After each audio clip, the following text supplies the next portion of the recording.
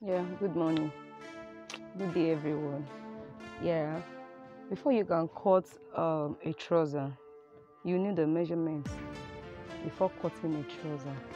And the measurements you'll be needing for cutting a trouser, we need our waist measurement. Some trousers are high waist trouser, which will be starting from this upper part of the waist after the navel. Some are high waist trouser that normally we shave, and some are normal trouser that start from the waist, the down waist measurement. And we need our hip measurements, we need our thigh measurements, we need our knee length measurements, we need our trouser length, full trouser length measurements for the trouser cutting. So for us to take the measurement, first thing you do, you take the length measurement. How do you take the length measurement? You measure, you ask the person, where do you want your trouser to start from? Is it the high waist thigh you are saying for the person, or the normal trouser? Then if it is the normal trouser, now the one I want to cut for you today is the normal trouser. You start your measurement from, you can see the waist almost down towards the navel side. That is where you put your tape. You don't need to be looking for the person's, just ask the person, where do you normally put your trouser? Then you start the measurement. You measure the person's length to the ankle. That is where you measure your trouser length. That is where the measurement will stop, to the ankle. After, you measure the waist, putting in mind where the persons want the waist to start from or to end. So you measure the person's waist. You make sure the waist is firm. You get it? You know this one is a dummy. You make sure the waist measurement is firm, because you don't want a kind of waist after you sew it will be coming down. You make sure the waist is firm. This is 26. After you measure the person's hip, you'll be needing hip measurement for the trouser. You measure the person's hip, measure the hip.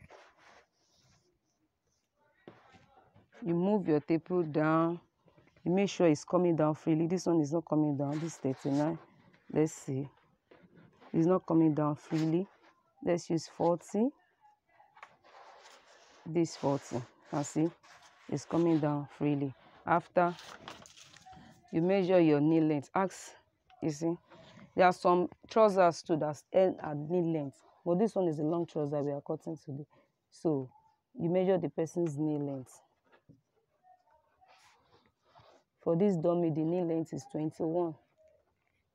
It's 20. Yeah, it's 21. This is the knee length. So you measure the thigh. That thigh measurement is very important. The thigh measurement is very, very, very, very, very important. You see? You measure the thigh. Make sure it's not too firm, not too free. Not too firm, not too free. You cross your thigh measurement like this. You know this is a dummy. See? This 24. This 24.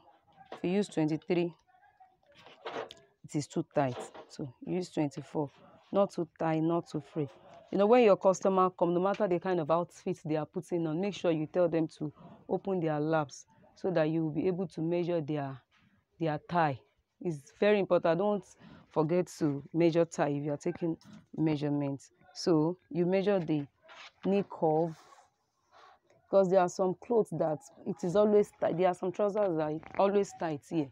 That is the importance of measuring knee curve. You measure the knee curve, and you make sure, it depends on the kind of trouser the person is sewing. Not too free, not too tight. This one is okay. With 15 is okay.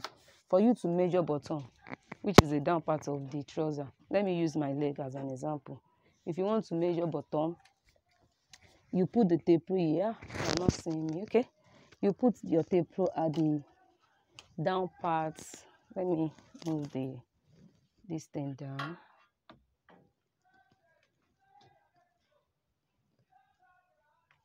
Okay.